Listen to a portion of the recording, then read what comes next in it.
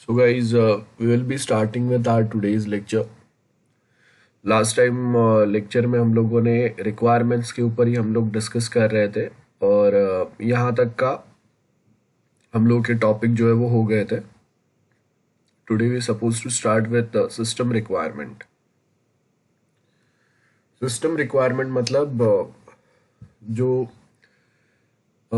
अब सॉफ्टवेयर जो कंप्यूटर पे रन करने वाले हैं उसके सर्टेन रिक्वायरमेंट और जो सॉफ्टवेयर बनाएंगे तो उसके क्या कैपेबिलिटी रहनी चाहिए, वो सब हम लोग कुछ देखेंगे कि कितने कौन सा टेक्नोलॉजी हम लोग यूज़ करेंगे, कितने बड़े फंक्शंस हम लोग ऐड कर सकते हैं जो यूज़र एंड पे स्मूथली वर्कआउट कर सके. डेवलपर एंड पे तो चलो वर्क हो जाएगा बिकॉज डेवलपर के पास हाई एंड कंप्यूटर्स होंगे जिस पे वो डेवलपमेंट या टेस्टिंग कर रहे हैं. सो यहाँ पे अगर आप देखेंगे सिस्टम रिक्वायरमेंट में more detail specification of system, मतलब हम लोग क्या क्या बताएंगे. सबसे पहले सिस्टम रिक्वायरमेंट में विच फंक्शंस, सर्विसेज या क्या कंडीशंस जो है ना, ये हम लोग यहाँ पे ऐड करेंगे ऑन आर सिस्टम. लाइक अगर मैं बोलूँगा कि हम लोगों को क्लाउड कंप्यूटिंग रिक्वायर्ड है instead of setting up different database server, then मैं बोलूँगा कि ओके हम लोगों को वीडियो कॉलिंग फैसिलिटी रिक्वायर्ड है, तो हम लोगों का सिस्टम रिक्वायरमेंट में एक आपका वेबकैम ड्राइवर वाला कंसेप्ट भी आ जाएगा कि आपको अलग से वेबकैम्स कनेक्ट करने पड़ेंगे अगर नॉर्मल कंप्यूटर्स है. तो अगर लैपटॉप है देन इट्स फाइन कि this will want create any much difference because laptop में आपके पास इनबिल्ट वेबकैम आ जाएगा. लेकिन अगर आपके पास जो कंपनी या कॉलेज का नेटवर्क है जिसके ऊपर हम लोग ये सॉफ्टवेयर या यूजर्स जो है वो ये सॉफ्टवेयर यूज़ करने वाला है, तो आपको ये देखना पड़ेगा कि अगर मैं वीडियो कॉलिंग फैसिलिटी डाल रहा हूँ and we have suppose 200-300 computers in our this institution और इन आर ऑफिस, तो वो टाइम पे उतने इंफ्रास्ट्रक्चर आपको सारे कंप्यूटर पे अपग्रेड करने पड़ेंगे. रिमेम्बर, सो यूज़र रिक्वायरमेंट से ज़्यादा हम लोग यहाँ पे फोकस करेंगे कि जो फंक्शंस या एग्जैक्टली जो सर्विसेज प्रोवाइड कर रहे हैं. सर्विसेज क्लाउड अगर मैं ऐड कर रहा हूँ, cloud facility that's the services, बराबर है. मैं डेवलप नहीं कर रहा हूँ, रिमेंबर वो कोई फंक्शन नहीं है, वो एक सर्विस है जो अलग से आपको कोई प्रोवाइड करेगा जिसको आप कनेक्ट करेंगे अपने सॉफ्टवेयर के साथ में. उसके साथ में कोई स्पेसिफिक कंडीशंस हो सकते हैं. कंडीशन का मतलब है कि अगर हम लोग के पास अलग अलग लेवल के जो यूजर्स रहेंगे उनके पास अलग अलग लेवल के प्रिविलेजेस रहेंगे on the same system. Like अगर मैं बोल रहा हूँ कि कॉलेज सिस्टम है तो उसके ऊपर जो स्टूडेंट्स है उनके पास बहुत लिमिटेड एक्सेस है and at same point of time professors के पास उससे ज़्यादा एक्सेस है. देन एचओडी के पास उससे ज़्यादा है और प्रिंसिपल के पास हाईएस्ट अथॉरिटी है, मतलब वो किसका भी डेटा चेक कर सकते हैं, किसी का भी डिटेल एक रिपोर्ट उनको रिक्वायर्ड होगा. तो ये वे में हम लोग वहाँ पे कंडीशंस ऐड करेंगे. और भी कंडीशंस हो सकते हैं लाइक अगर मैं बीएससी आईटी डिपार्टमेंट में प्रोफेसर हूँ then I should only get the access of BSc IT students because BCom student से मेरा कोई लेना देना नहीं है. Same way vice versa for other professors as well. So यहाँ पे आप देखो they are intended to be a basis for designing the system. Specifically क्या सिस्टम हम लोग बनाएंगे, कैसा बनाएंगे, वो यहाँ पे होगा. They may be incorporated into a system contract. Next thing क्या बोला है ये देखो यहाँ पे. अब ये सिस्टम कॉन्ट्रैक्ट में हम लोग ये सब मेंशन करेंगे. कॉन्ट्रैक्ट मतलब एक ऑन पेपर जो आपका अग्रीमेंट होगा उसकी बात कर रहे हैं हम लोग. Next, we are talking about natural language is often used to write system requirement specification as well as user requirement. Natural language मतलब मैं कोई प्रोग्रामिंग लैंग्वेज नहीं यूज़ करूँगा. We will be using simple English language जो users को भी समझ में आए फाइनली जब अगर वो रिक्वायरमेंट डॉक्यूमेंट पढ़े तो. और आप अगर किसी को अपना प्रोजेक्ट अगर आउटसोर्स कर रहे हैं तो उनको भी समझ में आना चाहिए. सो यहाँ पे अगर आप देखेंगे सिस्टम रिक्वायरमेंट स्पेसिफिकेशन या यूजर रिक्वायरमेंट्स जो है ये दोनों जो है ना, ये दोनों हम लोग सिंपल इंग्लिश लैंग्वेज में लिखेंगे so that when we outsource some of the part of our project, so the the supplier जो आपको उतना पार्ट बना के देने वाला है, we consider them as supplier only. तो उनको भी क्लियरली समझ में आना चाहिए और आपके यूजर्स को भी। तो रिक्वायरमेंट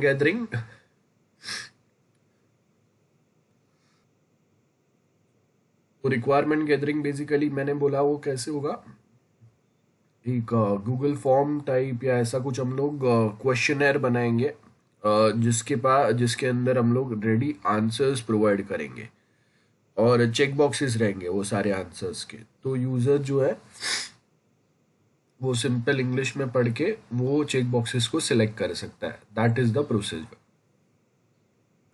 नेक्स्ट अगर आप देखेंगे सो यहाँ पे हम लोगों ने क्या बोला है, नेचुरल लैंग्वेज में ही आपको system requirement and user requirements है, ठीक है। उसके बाद इनसेपरेबल में क्या बोला है, requirement and design are inseparable. मतलब आपका रिक्वायरमेंट में जैसे आप चेंजेस करेंगे, exactly same changes will be reflected on designs as well. So यहाँ पे आपको देखो सेम चीज बोला है, inseparable, requirements and design are inseparable. Requirement should state what system should do and design should describe how it will do। Requirement में हम लोग क्या बताएंगे कि भाई आपका रिक्वायरमेंट क्या है, सिस्टम को क्या करना चाहिए। और डिज़ाइन में हम लोग लिखेंगे कि ओके ये रिक्वायरमेंट है तो उसके लिए टेक्निकल डिज़ाइंस क्या रहेंगे, how we are going to achieve that. So what what we are going to do, बराबर है, व्हाट सिस्टम शुड डू वो आपका रिक्वायरमेंट में आएगा और डिजाइन में आएगा how system will do it. So in practice requirement design inseparable है। सिस्टम आर्किटेक्चर जो है, जैसे हम लोगों ने डिजाइन पढ़ा था तो 3 टाइप के डिजाइन पढ़े थे हम लोगों ने सिस्टम डिजाइन के अंदर, architectural design, high level design and detail design. So सबसे पहले अगर आप देखेंगे यहाँ पे क्या बोला है, a system architecture may be design to structure the requirement. मतलब एग्जैक्टली कोई रिक्वायरमेंट्स यूजर्स के पास से जो मिला है, सपोज वो रिक्वायरमेंट हम लोग के सिस्टम रिक्वायरमेंट से मैच नहीं कर रहा है, मतलब उसकी वजह से आपको सिस्टम रिक्वायरमेंट में चेंजेस करना पड़ रहा है, या फिर हम लोगों को और कहीं पे अगर कोई कंफ्यूजन है तो वो टाइम पे हम लोग क्या करेंगे, बेसिकली हम लोग कहीं ना कहीं अपने जो रिक्वायरमेंट है उसको स्ट्रक्चर करेंगे। मतलब जो एक्सेसिव रिक्वायरमेंट है, जो हम लोग के टाइम बजट में नहीं बैठ रहा है या वो कुछ ज़्यादा ही दे दिया है, जो यूज़र के पास उनके पास जो अपने खुद का सिस्टम या वो उनके जो बिजनेस है उसके स्पेसिफिक वो फंक्शंस उनको काम के नहीं है, या फिर वेरी फर्स्ट टाइम डेवलपमेंट जब हम लोग अगर कर रहे हैं उनके लिए, तो वो टाइम पे ये फंक्शंस डायरेक्टली हम लोग ऐड नहीं करेंगे। बेसिकली क्या होगा, आप देखो कि अगर कोई एक नया बिल्डिंग अगर बनाना है तो हम लोग सबसे पहले उसका बेसिक आर्किटेक्चर बना देते हैं, बराबर है। और उसके बाद फिर वो आर्किटेक्चर एक बार बनने के बाद में फिर हम लोग क्या करेंगे, फ्लोर बाय फ्लोर हम लोग अलग अलग जो उसमें अपार्टमेंट्स रहेंगे वो डिवाइड करेंगे। देन उसके बाद वो अपार्टमेंट्स के अंदर हम लोग बाकी के जो रिक्वायर्ड नेसेसिटी है, एमिनिटीज है, वो प्रोवाइड करेंगे, राइट। तो ये क्या हो गया कि हम लोग सबसे पहले देखेंगे कि एक बेसिक आर्किटेक्चर जो अभी हम लोग बता रहे हैं वो प्रॉपर बन रहा है क्या, उसमें कोई प्रॉब्लम नहीं है। सेम वे हम लोग बाकी के चीज़ें को भी वही वे में फोकस करेंगे और आपके डिजाइन जो है वो बहुत प्रॉपरली बन सके। अब अगर मैं आपको एग्जाम्पल दूं, जैसे हम लोग बिल्डिंग का देख रहे थे, तो आप देखो कि ऑटोकैड डिजाइन्स बनते हैं जिसमें एग्जैक्टली डिफाइंड रहेगा कि ओके अगर 10 फ्लोर का अगर बिल्डिंग है तो जो ग्राउंड फ्लोर है वहाँ से फर्स्ट फ्लोर इतना डिफरेंट डिस्टेंस पे रहेगा, देन गेट इतने डिस्टेंस पे रहेगा।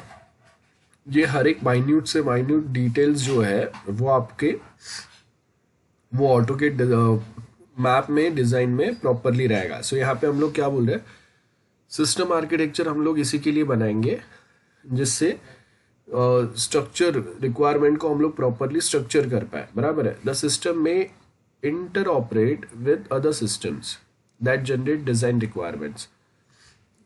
सो डिज़ाइन रिक्वायरमेंट हम लोग खुद से तो नहीं हाथ से बनाने वाले, will be using some other softwares as well, जैसे आप अपने प्रैक्टिकल में यूज़ कर रहे हो। तो वो टाइम पे क्या होगा, हम लोग का एक सिस्टम जो है वो दूसरे सिस्टम के साथ वर्कआउट करेगा सॉफ्टवेयर के साथ में, और वो सॉफ्टवेयर के through will be getting the requirement. So ये आपको यहाँ पे दिया है।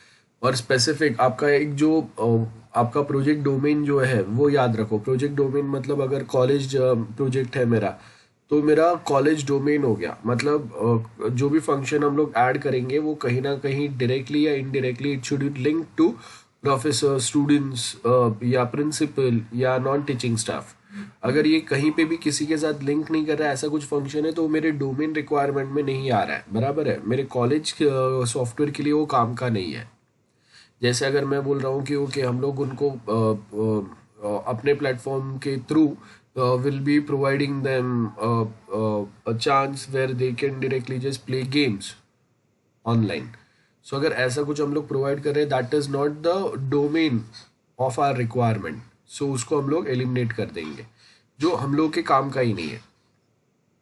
Then problem with natural language क्या आता है, देखो नेचुरल लैंग्वेज मतलब जैसे मैंने बोला वैसा नहीं है, आपने इंग्लिश में अपने अपने अंडरस्टैंडिंग के हिसाब से इंग्लिश में आपने लिख दिया। अब एग्जाम में भी हम लोग जब एक ही आंसर 10 लोग लिखते हैं नेचुरल लैंग्वेज में, इंग्लिश में ही, लेकिन 10 लोग कभी कभी वो स्पेसिफिक टेक्निकल वर्ड्स यूज नहीं कर पाते हैं, वो अपने वे में उसको एक्सप्लेन करने का ट्राई करते हैं। और कभी कभी जब भी हम लोग उसको इंटरप्रेट करते हैं ना with respect to our subject, तो वो टाइम पे कभी कभी वो 10 लोगों के आंसर्स में कहीं ना कुछ अलग अलग चीज़ें हम लोगों को मिलता है, या उसका इंटरप्रिटेशन जो है वो अलग होता है।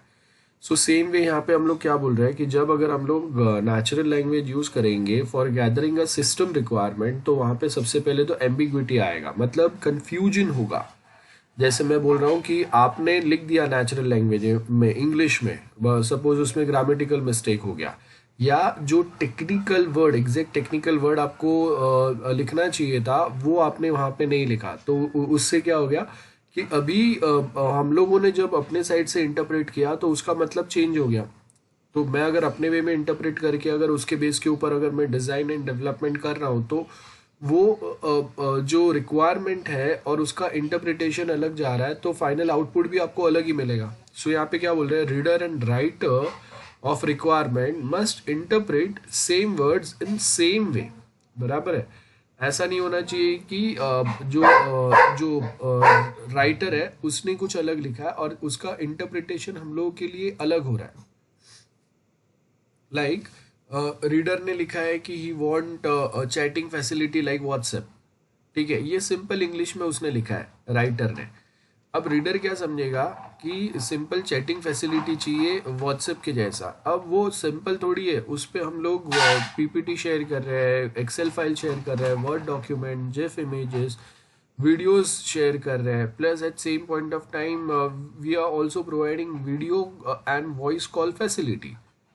तो अब जो राइटर ने लिखा था और रीडर ने जो इंटरप्रेट किया उसमें डिफरेंस हो गया।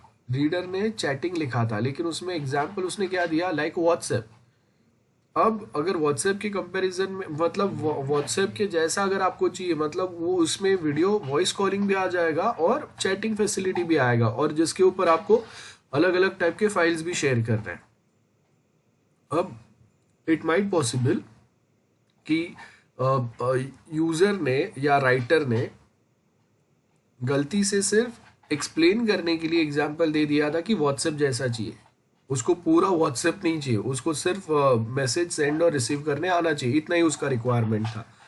लेकिन हम लोगों ने जब पढ़ा तो हम लोगों ने वहाँ पे क्या समझा कि ओके व्हाट्सएप जैसा चाहिए, मतलब वहाँ पे क्या क्या चीज़ें होंगे, वहाँ पे अभी आपका जो चैटिंग है वो तो हो गई, साथ में उसके साथ में हम लोग बाकी के जो video calling, voice calling facility, और व्हाट्सएप ने जो थोड़े एडेड फीचर्स डाले, ऐसे कुछ चीज़ें भी हम लोग इम्प्लीमेंट करने की ट्राई करेंगे। सो अननेसेसरली हम लोग बर्डन बढ़ा रहे हैं, है ना।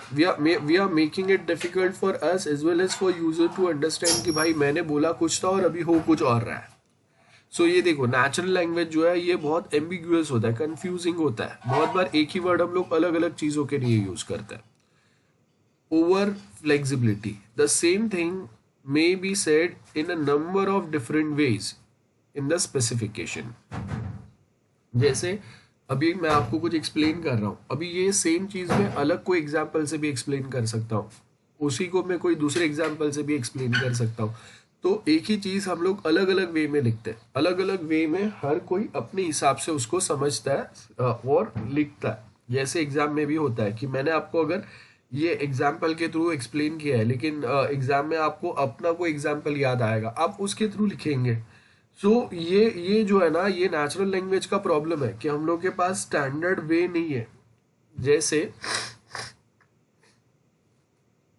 प्रोग्रामिंग लैंग्वेज में हम लोग के पास एक स्टैंडर्ड रहता है कि अगर मुझे मैथमेटिकल ऑपरेशंस अगर करने हैं तो मैथ पैकेज यूज करना है, उसका यही फंक्शन अवेलेबल है, आई don't have any other option. Second thing, जब अगर हम लोग प्रोग्रामिंग लैंग्वेज यूज करते हैं तो उसमें कोई एक वर्ड का एक ही मतलब रहता है, मल्टीपल मतलब नहीं रहते। नॉर्मल जब हम लोग लैंग्वेजेस यूज करते हैं तो यहाँ पे आप देखो कि एक ही जो वर्ड है ना, उसके मल्टीपल मतलब रहते हैं। जैसे अगर मैं बोल रहा हूँ कि ओके कल मिले थे या कल मिलेंगे, सो आप देखो कि यहाँ पे मैं फ्यूचर एंड पास्ट दोनों के लिए मैं एक ही सेम वर्ड यूज कर रहा हूँ, और नेचुरल लैंग्वेज में हम लोग ये यूज करते हैं तो आप समझ भी जाते हो, ठीक है। लेकिन अगर ये सेम चीज अगर मैं जब अगर मैं कहीं प्रोग्रामिंग में यूज कर रहा हूँ या कहीं पे और यूज कर आई मीन मैं अगर कोई कंपनी रिक्वायरमेंट एक्सप्लेन करने के लिए यूज कर रहा हूँ, सो इट माइट पॉसिबल कि इसका इंटरप्रिटेशन अलग हो सकता है। This just small example. ऐसे अगर मैं मल्टीपल ऐसे कोई वर्ड्स यूज करता हूँ जिसका इंटरप्रिटेशन या हम लोग वो सेम वर्ड्स को मल्टीपल वेज में यूज कर सकते हैं, है ना। सो अगर मैं बोल रहा हूँ कि मैं कल आया था या कल आऊंगा, तो ये देखो ये क्या दोनों में क्या हो रहा है, मैं सिर्फ क्या यूज कर रहा हूँ, कल ही यूज कर रहा हूँ और उसके आगे पीछे और कुछ भी नहीं है। सो इसका मतलब एक same word is using for multiple purposes. And same way आप देखो कि बहुत बार एक सेम वर्ड हम लोग यूज करते हैं for multiple situations, different situations, ठीक है। सो ये जो है ना, ये ओवर फ्लेक्सिबिलिटी है नेचुरल लैंग्वेज का, और that is creating more ambiguity sometimes. Lack of modularisation, natural language structures are inadequate to structure system requirement. मतलब उसके थ्रू मैं एग्जैक्टली ये नहीं बता सकता क्योंकि हम लोग के एग्जैक्टली मतलब अगर एक टेक्निकल वे अगर हम लोग यूज़ करेंगे, सो आई कैन ईजिली डिफाइन क्योंकि अगर मेरे कॉलेज सिस्टम है तो उसमें ये 4-5 सब मॉड्यूल्स रहेंगे, उसके अंदर ये सब मॉड्यूल्स रहेंगे, देन कम्स अनदर सब मॉड्यूल्स, उसके अंदर कोई प्रोसेसेस आएंगे। मॉड्यूलराइजेशन कंसेप्ट जो है वो नेचुरल लैंग्वेज में पॉसिबल नहीं रहेगा, बिकॉज वहाँ पे हम लोग नेचुरली जैसे वर्बली बोल रहे वैसे मैं बताऊंगा कि तो मैं बोलूँगा कि चलो हम लोग प्रिंसिपल को ये एक्सेस दे देंगे, प्रोफेसर को ये एक्सेस दे देंगे, स्टूडेंट को इतना एक्सेस देंगे। सो यहाँ पे मैं आपको नेचुरल लैंग्वेज में बोल रहा हूँ, सिंपल इंग्लिश में हम लोग डिस्कस कर रहे हैं कि ओके स्टूडेंट को ऐसा कुछ चीज़ें हम लोग प्रोवाइड करेंगे, ऐसे कुछ वे में फंक्शंस प्रोवाइड करेंगे, एक्सेट्रा एक्सेट्रा। तो वो क्या हो रहा है कि हम लोग वहाँ पे टेक्निकली जैसे मॉड्यूल डिवीजन होना चाहिए, उसके रिक्वायरमेंट अलग अलग मेंशन होने चाहिए या अलग अलग रजिस्टर करने चाहिए, ऐसा कुछ नहीं हो रहा है। अब क्या होगा कि जो टेक्निकल या रिक्वायरमेंट गैदरिंग पर्सन है वो ऐसे नेचुरल लैंग्वेज में पूरे रिक्वायरमेंट सुन के वो वापस अपने ऑफिस आता है और बाद में वो सारे नेचुरल लैंग्वेज में लिए हुए गैदर किए हुए रिक्वायरमेंट को अपने इंटरप्रिटेशन के हिसाब से मॉड्यूल डिवीजन और टेक्निकली वो रिक्वायरमेंट फ्रेम आउट करता है। सो अब जो पर्सन है, जो रिक्वायरमेंट गैदरिंग पर्सन है, वो अपने नॉलेज अपने अंडरस्टैंडिंग के हिसाब से वो नेचुरल लैंग्वेज में मिले हुए रिक्वायरमेंट को टेक्निकल रिक्वायरमेंट्स में कन्वर्ट करेगा। सो ऑफ कोर्स कहीं ना कहीं प्रॉब्लम हो ही सकता है, जो वेरी फर्स्ट लेक्चर में हम लोगों ने देखा था। सो देखो यहाँ पे आपको क्या बोला है, नोशन फॉर रिक्वायरमेंट स्पेसिफिकेशन। एक तो स्ट्रक्चरल लैंग्वेज लिखने की जरूरत, यूज करने की जरूरत है ठीक है। स्ट्रक्चर लैंग्वेज जैसे मैंने आपको क्या बोला, स्टैंडर्ड फॉर्म्स यूज करो या टेम्पलेट्स यूज करो। गूगल फॉर्म के थ्रू अगर मैं रिक्वायरमेंट गैदर कर रहा हूं, मतलब वो क्या हो गया, एक स्ट्रक्चर्ड फॉर्म हो गया, एक स्ट्रक्चर्ड नेचुरल लैंग्वेज हो गया, जहां पे हम लोगों ने ओके नॉर्मली एग्जाम में हम लोग अगर इंस्ट्रक्शन देने के लिए या एग्जाम के साथ में कुछ इंस्ट्रक्शन देने के लिए जो हम लोग लैंग्वेज यूज करते हैं, those are to the point और वो स्टैंडर्ड लैंग्वेज होते हैं, बराबर है। तो और क्वेश्चंस भी जो देते हैं वो स्टैंडर्ड एक लैंग्वेज, एक स्टैंडर्ड फॉर्म में होता है। वहां पे एम्बिग्विटी होने के चांसेस बहुत मिनिमम रहते हैं, ठीक है। Then design description language. अब यहाँ पे देखो क्या बोला है, this approach uses languages like programming language but with more abstract feature to specify the requirements by defining an operational model. So यहाँ पे हम लोग वैसे ही कोई लैंग्वेजेस यूज करेंगे प्रोग्रामिंग लैंग्वेजेस टाइप, लेकिन यहाँ पे हम लोग क्या कर रहे हैं, ऑपरेशनल मॉड्यूल कैसा रहेगा उसको हम लोग डिजाइन करके बता रहे हैं। लाइक हम लोग इंटरफेस क्रिएट करके बताएंगे। मैं HTML CSS यूज करूंगा, उसमें जावास्क्रिप्ट ऐड करूंगा और जिससे मैं बताऊंगा कि ओके ऐसा उसका लॉगिन पेज दिखेगा, ऐसा साइन अप पेज दिखेगा। So that is design description language. I hope समझ में आ रहा है। मतलब मुझे जो डिजाइन्स बनाने हैं ना, वो डिजाइन्स को डिस्क्राइब करने के लिए मैं ऐसे छोटे मोटे डमी फॉर्म बना दूंगा। तो मैं बोलूंगा कि ओके जैसे अगर लॉगिन पे क्लिक करेंगे तो मैंने उसके ऊपर प्रोफाइल पेज का मैंने लिंक दिया हुआ है। बहुत सिंपल होगा ये, और एक दिन के अंदर तो आराम से बन भी जाएगा। देन प्रोफाइल पेज के अंदर क्या क्या चीज़ें हम लोग बताएंगे, ये सिंपल HTML में बताऊंगा। कहीं पे कोई डेटाबेस कनेक्टिविटी, कोई बड़े प्रोग्रामिंग नहीं की है। सिंपल सिर्फ आपको वहाँ पे लेआउट दिखेगा कि ओके क्या चीज़ कैसे हो रहा है। सो आपको बेटर वे में समझ में आएगा कि मैं क्या चीज़ें, क्या रिक्वायरमेंट बताने की ट्राई कर रहा हूँ। Then we have graphical languages. By text annotation is used to define the functional requirement for the system. So यहाँ पे हम लोगों ने कोई ना कोई graphical notations use किए हुए, बराबर है। An early example of such graphical notation was SADT. New use case descriptions हम लोग अगर बता रहे हैं तो आज के टाइम पे हम लोग क्या करते हैं, जैसे आप देखो कि रिक्वायरमेंट बताने के लिए ग्राफिकल नोटिफिकेशन में हम लोग क्या यूज करते हैं, use case description sequence diagram, जो आज आपका सॉफ्टवेयर इंजीनियरिंग का प्रैक्टिकल है। देन नेक्स्ट क्या आएगा, मैथमेटिकल स्पेसिफिकेशंस। अब मैथमेटिकल स्पेसिफिकेशंस में हम लोग एम्बिग्विटी जो है वो कम करने की ट्राई कर रहे हैं, ठीक है। सो इसमें हम लोग मेनली आपका एल्गोरिदम कैसे होगा वो बताएंगे, क्योंकि आपका जो मशीन है उसमें क्या स्टेट रहेगा, जब यूज़र लॉगिन करेगा तो साइन अप करेगा तो क्या स्टेट रहेगा, उसके बाद जब अब अगर वो अपने प्रोफाइल पे आ रहा है तो वो टाइम पे क्या चीज़ें उसको एक्सेसिबल रहेंगे, कैसे एक्सेसिबल रहेंगे, कौन से कंडीशन पे एक्सेसिबल रहेंगे। तो mathematical specification means the algorithm, okay. So यहाँ पे देखो क्या बोला है, mathematical concepts such as finite state machines or a sets. This unambiguous मतलब unconfusing specification reduce the argument between customer and contractor. तो एग्जैक्टली मैंने फ्लो बता दिया, एग्जैक्टली मैंने एल्गोरिदम डिफाइन कर दिया। That is a mathematical part, क्योंकि यहाँ पे लॉगिन करेगा 3 लॉगिन अटेम्प्ट अलाउड रहेंगे, अगर नहीं किया तो फिर आप वापस लॉग इन नहीं कर पाएंगे। आपको वहाँ पे 24 आवर्स तक आपका अकाउंट ब्लॉक रहेगा, या फिर ईमेल पे वेरिफिकेशन आएगा, या मोबाइल पे वेरिफिकेशन आएगा, समथिंग लाइक दैट, ओके। अब उसके बाद में नेक्स्ट अगर आप देखेंगे तो आपको क्या बोला है, structured language specification. No, structured language क्या बोला है, प्री डिफाइंड कोई टेम्पलेट यूज करेंगे for gathering the requirement, like Google form. मैंने हम लोग ने स्टार्ट से जो एग्जाम्पल रखा है, और यहाँ पे देखो आपको वो बता भी रहा है, फॉर्म बेस्ड अप्रोच है ना। So the freedom of requirement writer is limited by pre defined template. Like जैसे हम लोगों ने बोला है कि ISO ने आपको एक प्री डिफाइंड टेम्पलेट दिया हुआ है, क्योंकि ऐसे सेट ऑफ क्वेश्चंस आपको पूछने पड़ेंगे। देन आप अगर ISO स्टैंडर्ड ही अगर यूज कर रहे हैं तो उसके अंदर ये भी बोला गया है कि all requirements are written in standard way. कोई टर्मिनोलॉजी यूज करेंगे वो भी आप एक डिस्क्रिप्शन में भी लिमिटेड रहेगा उसका।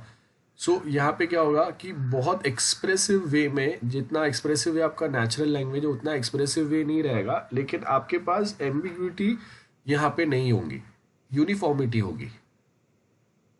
यूनिफॉर्मिटी मतलब कोई एक चीज एक ही कुछ वर्ड्स जो आप यूज करेंगे या कोई एक स्टेटमेंट यूज करेंगे वो कोई एक स्पेसिफिक एक ही चीज डिस्क्राइब करने के लिए होगा। नेचुरल लैंग्वेज जैसा नहीं होगा कि अलग अलग एक्सप्रेशन में हम लोग कभी कभी सिमिलर टाइप के वर्ड्स यूज कर देते हैं. So one or more standard form or templates are design to express the requirement. उसमें क्या बोला, it should include description of functions or entity. Entity मतलब कितने टाइप के अलग अलग यूजर्स वो फंक्शंस को यूज करने वाले हैं फॉर विच डिफरेंट ऑपरेशंस. ठीक है, ये देखेंगे. देन उसके बाद क्या बोला है, description of inputs and where they come from. कि मैंने कुछ इनपुट दिया है तो वो कहाँ से आएगा, वो इनपुट कौन प्रोवाइड करेगा, वो बताना है. एंड उसके बाद में अगर वो इनपुट्स अगर बेस के ऊपर कुछ आउटपुट मिल रहा है तो वो आउटपुट अभी डेटाबेस में स्टोर होगा या प्रोफेसर्स को दिखेगा. स्टूडेंट जैसे अगर स्टूडेंट अगर इनपुट दे रहे, दैट इज असाइनमेंट, तो आउटपुट कहाँ पे जाना चाहिए, वो आउटपुट जाना चाहिए जो स्पेसिफिक प्रोफेसर ने वो असाइनमेंट असाइन किए थे वो स्टूडेंट्स को, उनको. So where they go, they will go to the specific professor who assigned that assignment to them. या फिर वो टीम में या वो क्लास के जो भी प्रोफेसर है वो सबको ये नोटिफिकेशन जाना चाहिए, ये हम लोग बता रहे हैं. लेकिन सबको जाके मतलब नहीं है, क्योंकि कोई एक प्रोफेसर ने अगर असाइनमेंट अलॉट किया है तो. देन उसके बाद में क्या बोला, indication of what other entities required, that is second point. Then description of action to be taken. उसके आगे pre and post condition, what must be true. मतलब कुछ एक ऑपरेशन चालू करने के पहले क्या आपके एलिजिबिलिटी क्राइटेरिया रहेंगे वो ऑपरेशन या वो फंक्शन यूज करने के, और उसके बाद में क्या होना चाहिए, वो सब आएंगे.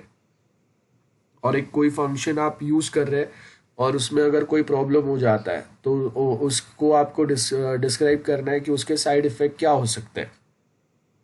ठीक है, और उसको आप लोग कैसे सॉल्व करेंगे. मैं अगर बोल रहा हूँ कि हम लोग यहाँ पे ऑनलाइन लेक्चर ले रहे हैं, तो कभी कभी ऐसा हो सकता है कि मैं सडनली मीटिंग से अगर बाहर निकल जाता हूँ और फिर भी मुझे पता नहीं है, सो मैं बात करते ही जा रहा हूँ. सो वो क्या हो गया, that is the side effect, right. कि where I don't have any idea because मैं दूसरे स्क्रीन पे हूँ और जो कॉल चल रहा है, मतलब जो हम लोग अगर MS टीम पे बात कर रहे हैं, सो this is the one call which is going on. अगर मैं गूगल मीट पे बात कर रहा हूँ, वहाँ पे भी एक ऑनलाइन इंटरनेट कॉलिंग चल रहा है ये, और वो कॉल के ऊपर हम लोग बात कर रहे हैं, गेटिंग. देन उसके बाद में आपके पास क्या है, ग्राफिकल मॉडल्स. ग्राफिकल मॉडल्स बहुत सिंपल है, ग्राफिकल वे में हम लोग चीज़ों को रिप्रेजेंट करेंगे लाइक दिस, इसको ग्राफिकल मॉडल बोलते हैं. जैसे यहाँ पे हम लोगों ने सीक्वेंस डायग्राम बताया. सो यहाँ पे हम लोगों ने क्या बोला है, like as you can see in this graphical diagram. I hope this is visible to everyone. So सबसे पहले अगर आप यहाँ पे देखेंगे तो what things are represented here. First we have a ATM, और वो ATM है, और आप देखो यहाँ पे यूजर है, दिस इज द ATM, यहाँ पे डेटाबेस है. तो यूजर क्या करेगा, ATM मशीन पे जाएगा कार्ड लेके. अब वो कार्ड का जो नंबर है, आप जैसे आपने ATM पे कार्ड स्वाइप किया या कार्ड इंसर्ट किया, सो क्या होगा, वो कार्ड नंबर जो है वो डेटाबेस में जाएगा for the verification. If that verification is done तो कार्ड होके आएगा. Then ATM will ask for a pin request. जैसे आप पिन रिक्वेस्ट एंटर करेंगे, this pin will be validated from the bank side, और उसके बाद अगर पिन वैलिडेशन अगर करेक्ट आता है देन इट्स ओके, या फिर एक्सेप्शन में हम लोगों ने क्या डाला है, इनवैलिड कार्ड. और अगर पिन वेरिफिकेशन अगर करेक्ट होता है तो आपको फिर यहाँ पे क्या मिलेगा, ऑप्शन मेन्यू मिलेगा. ऑप्शन मेन्यू लाइक आपको आपका सेविंग अकाउंट है, करंट अकाउंट है, then which type of transaction you want to perform right now, like आपको कैश विड्रॉ करना है या समथिंग लाइक दैट. सो देखो यहाँ पे बाकी जो ऑप्शन है उसमें क्या है, विड्रॉवल रिक्वेस्ट. सपोज मैंने विड्रॉवल रिक्वेस्ट दिया, तो जो ATM है ना, उसके पास से बैलेंस रिक्वेस्ट, सॉरी, उसके पास से बैलेंस रिक्वायरमेंट जाएगा, जहाँ पे वो सबसे पहले तो देखेगा कि ओके अगर मैं 10,000 विड्रॉ करने की ट्राई कर रहा हूँ तो 10,000 आपके अकाउंट में है क्या, या it should be more than, greater than और equal to more than the amount which we are trying to withdraw. This is the simple condition. तो देखो विड्रॉवल रिक्वेस्ट अगर हम लोग डालेंगे तो सबसे पहले बैलेंस रिक्वेस्ट जाएगा डेटाबेस में. आपको बैलेंस बता रहा है। तो अमाउंट रिक्वेस्टेड में वो क्या बताएगा कि ओके मेरे अकाउंट में इतना पैसा है। सपोज आपने अपना अकाउंट बैलेंस चेक किया, देन आप क्या करेंगे, आप बोलेंगे कि ओके मुझे अभी 10,000 निकालना है। सो आपने वो अमाउंट एंटर किया जितना आपको विड्रॉ करना है। अब डेबिट रिक्वेस्ट जो है वो डेबिट अमाउंट वहाँ पे जाएगा। आपका अकाउंट में अगर जो आपने अमाउंट एंटर किया उससे अगर ज़्यादा अमाउंट अगर है तो डेबिट रिस्पॉन्स जो है वो या तो दो चीज़ बताएगा, इनसफिशिएंट कैश, या फिर आपका ट्रांजेक्शन जो है वो कंप्लीट हो जाएगा। तो अगर पैसा मिल गया देन इट्स फाइन, अदरवाइज वो क्या बता रहा है, एक एक्सेप्शन क्या आ रहा है, इनसफिशिएंट कैश। और उसके बाद में आपका कार्ड जो है, आपको कार्ड वापस लेना है, बाहर रिमूव हो जाएगा, कार्ड रिमूव, कैश मिल गया, कैश रिमूव, रिसिप्ट मिल गया, transaction complete. So this is the simple way जैसे हम लोग as you can see graphical model present कर सकते हैं। ओके, सो आप एक बार ध्यान से देख लो इसको, कुछ डाउट रहेगा तो पूछो मुझे। आप प्रैक्टिकल्स में भी ऐसे ही डायग्राम्स परफॉर्म करते रहोगे। So remember guys, if card is valid then it won't provide you any other option। देखो यहाँ पे क्या होगा, अगर वैलिडेशन कार्ड पे भी चेक करेगा तो डायरेक्टली आपको ऑप्शन मेन्यू प्रोवाइड करेगा, from where you can select your option, like आपको बैलेंस चेक करना है, मिनी स्टेटमेंट रिक्वायर्ड है, क्या कैश विड्रॉ करना है, whatever the case might be. So ये पैटर्न यहाँ पे फॉलो होगा। उसके बाद में नेक्स्ट आपको देखो यहाँ पे क्या बोला है, आपका ये वाले जो हम लोग के ग्राफिकल सीक्वेंस डायग्राम या ऐसा कुछ जो ग्राफिकल मॉडल हम लोग फॉलो करते हैं। आफ्टर दैट नेक्स्ट वाला आपका जो पार्ट है, इसके अंदर हम लोग क्या कर रहे हैं, देखो इंटरफेस स्पेसिफिकेशन, इंटरफेस स्पेसिफिकेशन।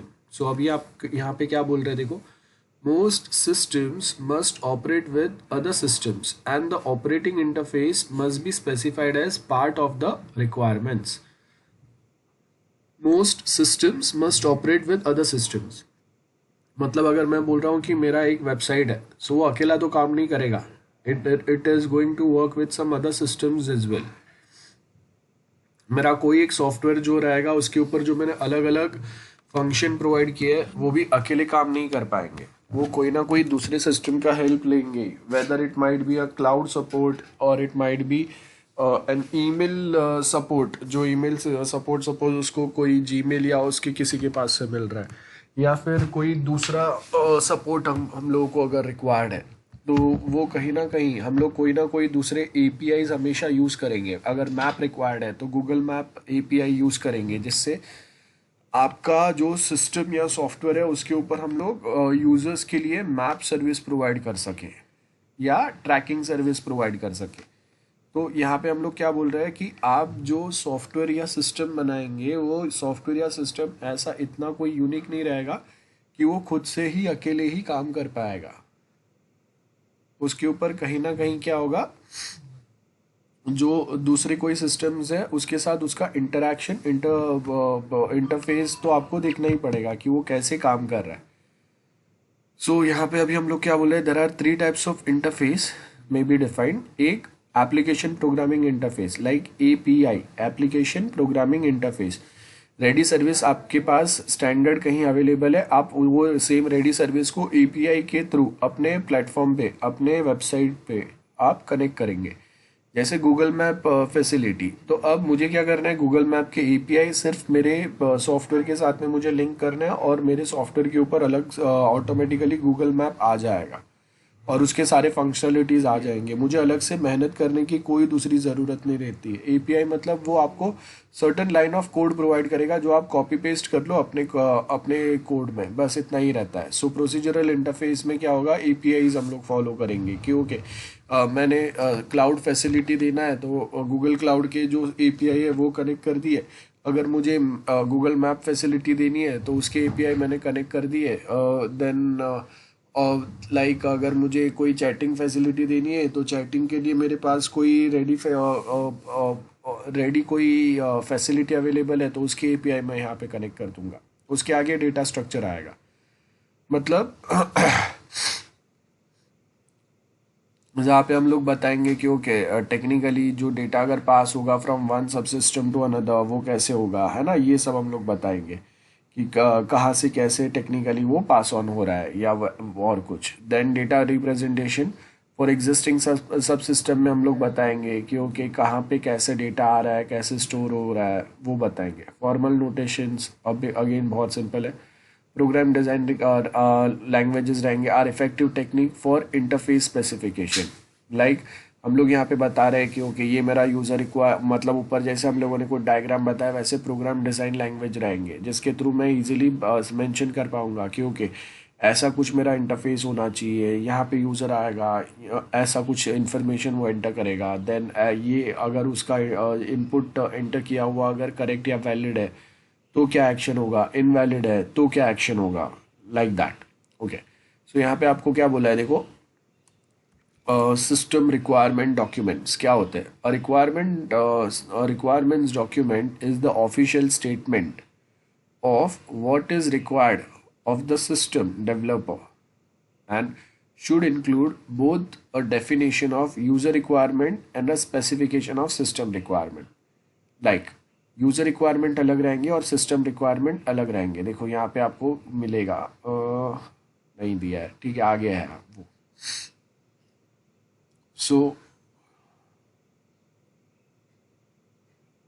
आगे कहीं पे तो है, ठीक है देखते हैं बाद में हम लोग. सो यहाँ पे आपको देखो क्या बोला है, requirement document is official statement जो आप क्लाइंट के साथ में और अपने बेसिकली अपना टीम के साथ में आप शेयर करेंगे. क्लाइंट साइड से जो टेक्निकल लोग आपको हेल्प कर रहे हैं उनके पास तो हमेशा ये रहेगा ही.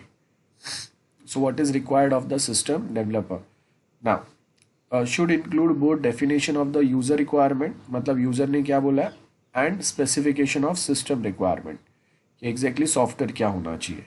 It is not a design document. As far as possible, it should set what the system should do rather than how it should do. मतलब रेडी डिज़ाइन या ग्राफिक वे में डायग्राम बना के मैं नहीं बताऊंगा, हम लोग उसको स्टैंडर्ड वे में रिक्वायरमेंट गैदर किया हुआ रहेगा. जैसे मैंने क्या बोला कि हम लोग वहाँ पे गूगल फॉर्म जैसा एक स्टैंडर्ड इनपुट फॉर्म प्रोवाइड कर देंगे विद सेट ऑफ क्वेश्चंस, और वो क्वेश्चंस के यूज़र ने क्या आंसर दिए है उसके बेस के ऊपर, जिससे एग्जैक्टली आपको पता रहेगा कि कहाँ पे क्या चीज़ कैसे वर्कआउट हो रहा है.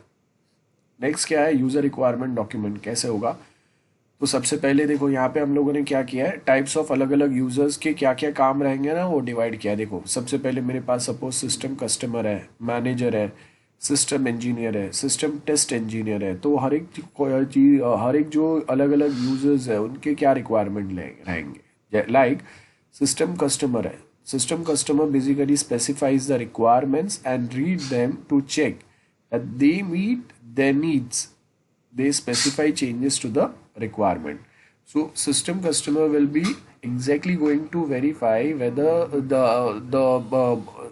the specified requirement जो है whether they are meeting with their needs or not, or some or the other thing is missing. If something is missing, then we supposed to make some changes or we supposed to rectify the existing requirement document with respect to, or which should match with the needs of our customer, because at the end customer is the main person who's going to work on our software, and for them only we are developing this software. So if it does not match with the customer needs, then we supposed to make changes or maybe we supposed to modify it. Then next comes managers. यहाँ पे क्या बोला है, use the requirement document to plan a bid for a system and to plan the system development process. देखो अब यहाँ पे क्या बोला है, manager is the person who's going to plan a bid for the system. मतलब which type of system is required, is there something which is excessive, which is not required, or which will a more time consuming, or which will go over budget. तो ऐसे कुछ भी चीज़ें रहेंगी उसके लिए हम लोग बिडिंग करेंगे क्योंकि we suppose to complete something within this much time, ये वाला पार्ट इतने टाइम में होना चाहिए. ये कुछ चीज़ जो कुछ ज़्यादा ही एक्स्ट्रा लग रहा है उसको हम लोग कैसे सॉल्व कर सकते हैं. तो ये मैनेजर का काम रहेगा कि टीम वाइज हर एक किसी को कुछ ना कुछ असाइन कर देना, बराबर है. सो यहाँ पे वही किया है कि डेवलपमेंट प्रोसेस कैसे जाएगा वो आप वो यहाँ पे वो बताएंगे कि like okay we have 5 teams now. पहला टीम चलो कौन है वो ये काम करेगा, दूसरा टीम ये काम करेगा. If second team is not comfortable with that process तो वो आपस में काम कहीं ना कहीं एक्सचेंज करा के देंगे. सो ये सेम चीज़ रहेगा, और हर एक जो टीम है उनके टीम लीडर के साथ में ये डिस्कशन होगा। एंड फाइनली जो टीम लीडर है दे आर द रिस्पॉन्सिबल कि उनके टीम में क्या काम चल रहा है, वो टाइम पे हो रहा है कि नहीं हो रहा है, ये सब रिपोर्ट करना back to manager. Next we have is system engineer. क्या बोला है, use the requirements to understand what system is to be developed. ये सिस्टम इंजीनियर का काम रहेगा, बराबर है। देन सिस्टम टेस्ट इंजीनियर, नाम से ही पता चल रहा है टेस्ट होगा ये। सो ये क्या करेगा, ये हम लोग के डेवलप कर रहे हैं जो सिस्टम एग्जैक्टली वो ये सिस्टम रिक्वायरमेंट है ना। देखो मैनेजर ने क्या किया, हर एक टीम को डिफाइन कर दिया किसको क्या करना है। अब एक टीम के अंदर क्या करना है उनको टास्क मिल गया, तो उनके सिस्टम इंजीनियर्स फिर समझेंगे रिक्वायरमेंट को, बराबर है, कि उनको एग्जैक्टली अभी कोडिंग करना क्या है, क्या पार्ट का कोडिंग करना है और वो कोडिंग क्या होगा, ये अभी ये लोग स्टार्ट करेंगे, उसके ऊपर ब्रेनस्टॉर्मिंग करना। देन टेस्ट इंजीनियर्स रहेंगे, as name suggest the use the requirements to develop validation test for the system. Basically क्या करेंगे, वैलिडेट करेंगे क्योंकि जो भी हम लोग डेवलप करते जा रहे हैं वो एग्जैक्टली जो यूज़र रिक्वायरमेंट है उसके हिसाब से ही प्रोवाइडेड है या कहीं पे कुछ मिसमैच हो रहा है। Next come system maintenance engineer. क्या बोला है, देखो the requirements to help understand the system and the relation between its parts, उसको क्या बोलेंगे, सिस्टम मेंटेनेंस इंजीनियर। वो क्या बोलेगा कि ओके अगर हम लोग एक सॉफ्टवेयर के अंदर इतने पार्ट्स ऐड कर रहे हैं, ये कुछ डेवलपमेंट्स कर रहे हैं, ये फीचर्स ये ऐड कर रहे हैं, तो जब हम लोग फाइनली बनाने के टाइम पे सब कुछ अलग अलग बना रहे हैं हम लोग, लेकिन एक बार बनने के बाद में तो सब कुछ एक साथ कंबाइन होके यूज़र एंड पे जाएगा और वैसे ही वहाँ पे यूज़ होने वाला है। तो अगर हम लोगों ने कुछ वहाँ पे ऐड किया हुआ है तो वो जब मेंटेनेंस में जाएगा तो वो साथ में कंटिन्यूस प्रॉपरली वर्कआउट होगा या वहाँ पे it will create a big burden और अ प्रॉब्लम, है ना, ये देखेंगे हम लोग। उसके बाद में next comes is software processes. So देखो सॉफ्टवेयर प्रोसेसेस में यहाँ पे क्या बोला है कि software process first thing it's given as कि आपका software process is the software methods, जहाँ पे हम लोग क्या करेंगे, रिलेशंस बताएंगे कि ओके हम लोग कौन से एक्टिविटी फर्स्ट परफॉर्म करेंगे, कौन से सेकेंड करेंगे, और फर्स्ट अगर हम लोगों ने कुछ किया तो उसका रिएक्शन क्या होगा, बराबर है ना, ये सब यहाँ पे हम लोग बताएंगे। सो यहाँ पे देखो क्या बोला है, this leads to production of the software, कि यहाँ पे सेट एक्टिविटीज हम लोगों ने सेट आउट करके बताया कि okay this is the our first activity, this is our second activity, अगर यहाँ पे ऐसा कुछ हुआ तो ये होगा, यहाँ पे ऐसा कुछ हुआ तो ऐसा होगा, इट गोज लाइक दैट, ठीक है। सो ये सेम चीज़ यहाँ पे होगा। नाउ दिस एक्टिविटीज में involve development of software from scratch, बराबर है, मतलब सब कुछ आप खुद से कर रहे हैं, ऐसा हो सकता है, या फिर ऐसा होगा कि मॉडिफाइंग द एग्जिस्टिंग सिस्टम, दो चीज़ हो सकते हैं, मतलब एग्जिस्टिंग कुछ सॉफ्टवेयर बना हुआ है उसके ऊपर हम लोग मॉडिफिकेशन कर रहे हैं। नाउ सॉफ्टवेयर स्पेसिफिकेशन में क्या होगा, रिक्वायरमेंट इंजीनियरिंग, मतलब कोई एक चीज़ बहुत एक्स्ट्रा दे दिया है, कोई एक चीज़ काम का ही नहीं है, ऐसा जो भी चीज़ है ना उसको हम लोग यहाँ पे अपडेट करने की ट्राई करेंगे। सो यहाँ पे क्या बोला है, define the main functionality of a software and क्या कंडीशन रहेंगे उसके साथ में। ऐसा नहीं होगा कि हाँ कोई एक फंक्शन बना दिया उसके ऊपर कोई कंडीशन ही नहीं है, वहाँ पे डेफिनेटली कोई ना कोई दूसरे कंडीशंस तो आएंगे ही। लाइक अगर मैं बोल रहा हूँ कि we have some software specification जिसमें आपको सपोज एक एडमिशन प्रोसेस क्रिएट करना है, तो अगेन उसके कोई ना कोई कंडीशन तो रहेंगे ही, जिसके बेस के ऊपर जो भी यूजर्स है वो अपने एडमिशन प्रोसेस कंप्लीट कर पाएंगे। अगर वो कंडीशंस अगर सेटिस्फाई नहीं होते तो एडमिशन प्रोसेस कंप्लीट नहीं होगा of course.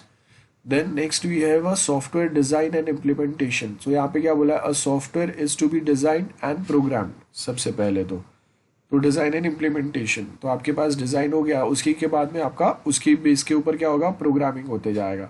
Verification validation, software must confirm to its specification and meet the customer needs. तो वेरिफिकेशन वैलिडेशन आएगा। वैलिडेशन में हम लोग देखेंगे कि एज पर द रिक्वायरमेंट जो सॉफ्टवेयर है वो प्रॉपर है कि नहीं, वो वैलिडेशन में आएगा। और वेरिफिकेशन में अभी जो बन गया है वो एग्जैक्टली कस्टमर को कैसे वे में काम आ रहा है, मतलब उसके एक्सपेक्टेशंस यहाँ पे अचीव हो रहा है क्या, क्योंकि उसने बोल दिया वैसा हम लोगों ने सॉफ्टवेयर तो बना दिया, लेकिन उसको जो वे में हेल्प करना चाहिए था वैसा ही हेल्प यहाँ पे मिल रहा है क्या उसको इसके थ्रू, ये हम लोग देखेंगे। सॉफ्टवेयर इवेल्युएशन मेंटेनेंस पार्ट में आएगा, जहाँ पे हम लोग कंटिन्यूअसली सॉफ्टवेयर को क्या करते जाएंगे, इवेल्युएट करते जाएंगे। इवेल्युएशन का मतलब क्या है, हम लोगों ने जैसे मेंटेनेंस के अलग अलग टाइप पढ़े थे, बराबर है, हम लोगों ने क्या पढ़ा, मेंटेनेंस के 4 टाइप पढ़े। करेक्टिव मेंटेनेंस मतलब एरर या बग्स को करेक्ट करते जाओ, है ना। देन अडेप्टिव मेंटेनेंस, टेक्नोलॉजिकली आप कुछ चेंजेस अगर रहेंगे तो आपका सॉफ्टवेयर भी नए टेक्नोलॉजी को अडॉप्ट करना चाहिए, नए नए वे कुछ आएंगे उसको अडॉप्ट करना चाहिए, that is adaptive maintenance. Then आएगा प्रिवेंटिव मेंटेनेंस, मतलब फ्यूचर में अगर कोई प्रॉब्लम आ रहा है तो उसके अगेंस्ट हम लोग को प्रिकॉशनरी मेजर लेना है, वो आएगा। देन परफेक्टिव मेंटेनेंस, मतलब कोई एक चीज़ स्टार्टिंग में आपने डेवलप तो किया था लेकिन धीरे धीरे आपको पता चल रहा है कि वो चीज़ जितना प्रॉपर वर्कआउट होना चाहिए था उतना प्रॉपर वर्कआउट नहीं हो रहा है, उसका प्रोसेसिंग कहीं ना कहीं स्लो हो रहा है, या वो ज़्यादा यूज़र फ्रेंडली नहीं है, या बहुत ज़्यादा उस पर एफर्ट्स डालने पड़ रहे हैं कोई एक टास्क कंप्लीट कराने के लिए, तो आपको क्या करना है, उसको और स्मूथ करना है और फास्ट करना है उसको, ठीक है। सो यहाँ पे आपको वही दिया है। इन प्रैक्टिस दे इंक्लूड सब activities such as requirement validation आएगा, architectural design, unit testing, etcetera etcetera. Now there are also supporting activities such as configuration and change management. उसके आगे क्या बोला है, देखो सपोर्ट एक्टिविटी में क्या आएगा, सबसे पहले तो हम लोगों को सिस्टम का कॉन्फ़िगरेशन देखना है कि हम लोग क्या फंक्शंस, कितने बड़े फंक्शन ऐड कर रहे हैं, और वो इतने बड़े ऐड करने के बाद में क्या वो हम लोगों को काम के होंगे, या वो हम लोगों को हम लोग के जो सिस्टम्स है, इतने सारे जो यूजर्स है, वो सबका वर्क वो सबका बर्डन वो हैंडल कर पाएंगे क्या, ये देखेंगे हम लोग। सो यहाँ पे देखो आपको क्या बोला है, supporting activity such as configuration and change management. सबसे पहले कहाँ कहाँ पे क्या क्या चेंजेस की ज़रूरत है वो देखेंगे हम लोग। देन क्वालिटी अश्योरेंस आएगा, क्योंकि अश्योर्ड एक क्वालिटी तो आपको मिलना ही चाहिए। अब क्वालिटी अश्योरेंस हम लोग बोलेंगे, क्लाइंट बोलेगा कि हाँ क्वालिटी है, हम लोग मान लेंगे, ऐसा नहीं रहता है। क्वालिटी में हम लोग क्या देखेंगे, टेस्टिंग होगा, और वो टेस्टिंग के बेस के ऊपर आपका आउटपुट क्या जनरेट होता है, दैट डिफाइंस और दैट अश्योर्स दी क्वालिटी, बराबर है। और बहुत बार टेस्टिंग के जो स्टैंडर्ड्स रहते हैं ना वो भी आईएसओ के साइड से प्रोवाइडेड रहते हैं। मोस्ट ऑफ टाइम आप अगर आईएसओ स्टैंडर्ड फॉलो कर रहे हैं तो टेस्टिंग के प्रोसीजर्स भी उनके साइड से प्रोवाइडेड रहते हैं। और उसके आगे तो प्रोजेक्ट मैनेजमेंट है, यूज़र एक्सपीरियंस है, and along with other activity हम लोग को क्या करना है, इम्प्रूव करना है, बराबर है, by introducing new techniques, tools and some best practices के थ्रू हम लोग क्या करेंगे, हर एक चीज़ को स्टैंडर्डाइज कर देंगे। स्टैंडर्डाइज करने का मतलब क्या है, जैसे मैंने क्या बोला है कि हम लोग आईएसओ स्टैंडर्ड फॉलो कर रहे हैं, कि जहाँ पे बोला है कि ओके रिक्वायरमेंट गैदरिंग के ये स्टेप्स फॉलो करना है, ये उसका टेम्पलेट है, डिज़ाइनिंग के ये स्टेप्स फॉलो करने हैं, ये उसका टेम्पलेट है, टेस्टिंग के ये स्टेप्स फॉलो करने हैं, दिस इज इट स्टैंडर्ड, ये होगा। देन नेक्स्ट क्या बोला है, when we talk about processes we usually talk about the activities जो वहाँ पे वो प्रोसेसेस में हम लोगों को अचीव करने हैं।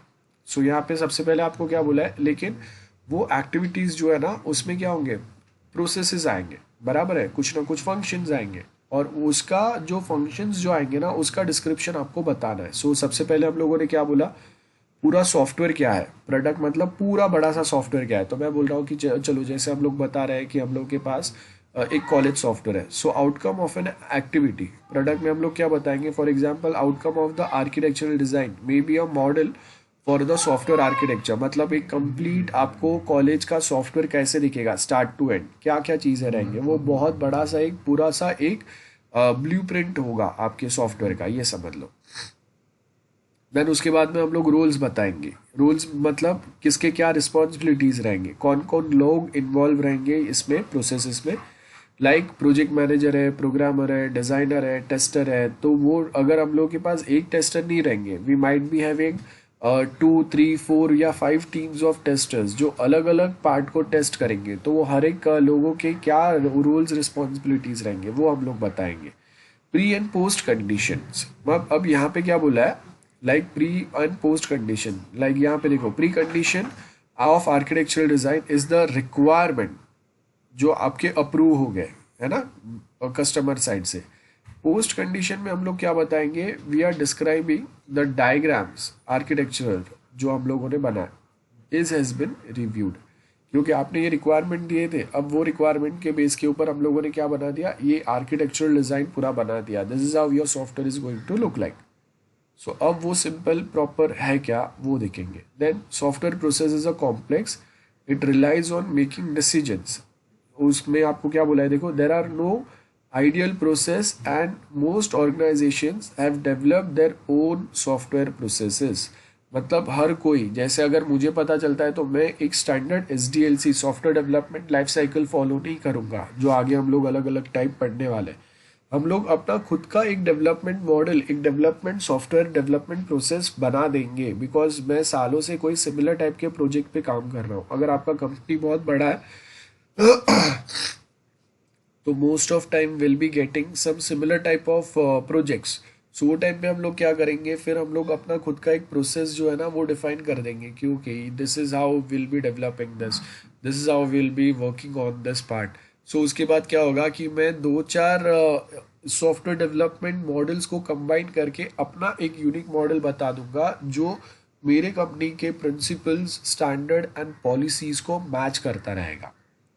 ठीक है, सो यहाँ पे एग्जाम्पल आपको देखो क्या दिया है। For example, an organization works on critical system has a very structured process, while with business system with rapidly changing requirements, a less formal or a flexible process is likely to be more effective. So ये आपके changes है कि यहाँ पे आपको क्या बोला है, organizational works on a critical system. Critical system मतलब ह्यूमन डिपेंडेंस जिस पे ज़्यादा है, लाइक बैंकिंग सिस्टम है, हॉस्पिटल के सिस्टम है, जहाँ पे पेशेंट का ट्रीटमेंट आपके सॉफ्टवेयर की जो सजेशन या आउटपुट है उसके बेस के ऊपर होगा। तो ह्यूमन डिपेंडेंस बहुत ज़्यादा है जिस पे, मतलब वो सॉफ्टवेयर के रिजल्ट्स के बेस के ऊपर, सॉफ्टवेयर जो रिपोर्ट जनरेट कर रहा है या सॉफ्टवेयर जो आउटपुट दे रहा है उसके बेस के ऊपर विल बी जजिंग कि ओके पेशेंट का हेल्थ कैसा है, उसको ऑपरेट करना चाहिए नहीं करना चाहिए। तो ये बहुत क्रिटिकल सिस्टम्स है। तो अगर आपके सॉफ्टवेयर में अगर बग या एरर हुआ, that might impact, that might possible कि someone might lose their life, or someone might be facing a problem throughout their life because आपके सॉफ्टवेयर में कुछ बग या एरर था जिसकी वजह से करेक्ट रिजल्ट या करेक्ट रिपोर्ट जनरेट हुआ, एंड एज अ रिजल्ट कोई एक पेशेंट का रॉन्ग ट्रीटमेंट हो गया। सो यहाँ पे आपको क्या बोला है, अगर क्रिटिकल सिस्टम्स है, लाइक मेडिकल सिस्टम्स है या सर्टन दूसरे टाइप के सिस्टम्स है जिस पे ह्यूमन डिपेंडेंस बहुत ज़्यादा है, तो ये बहुत स्ट्रक्चर्ड प्रोसेस के फॉलो करके ही आपको बनाना है, यहाँ पे मिस्टेक नहीं चलेगा। और उस सेकेंड एंड पे अगर बिजनेस सिस्टम्स है जिसके रिक्वायरमेंट है ना वो रैपिडली चेंज होते रहते हैं। मतलब क्या बोल रहा हूँ मैं, आप देखो कि हम लोगों का कॉलेज का सिस्टम है, बराबर है। आज हम लोगों ने 4-5 कोर्सेज प्रोवाइड किए हैं, नेक्स्ट टाइम हम लोगों के जो प्रोसेस इवैल्यूएशन है उसमें कुछ चेंजेस आ रहे हैं, तो हम लोगों ने वापस 1-2 कोर्सेज और बढ़ा दिए। तो क्या हो रहा है, रैपिडली चेंजिंग आ रहा है रिक्वायरमेंट में, कुछ ना कुछ न्यू रिक्वायरमेंट बढ़ते जा रहे हैं। हम लोगों ने कुछ नए वे में स्टूडेंट्स को इवैल्यूएट करना चालू कर दिया, ये हो सकता है।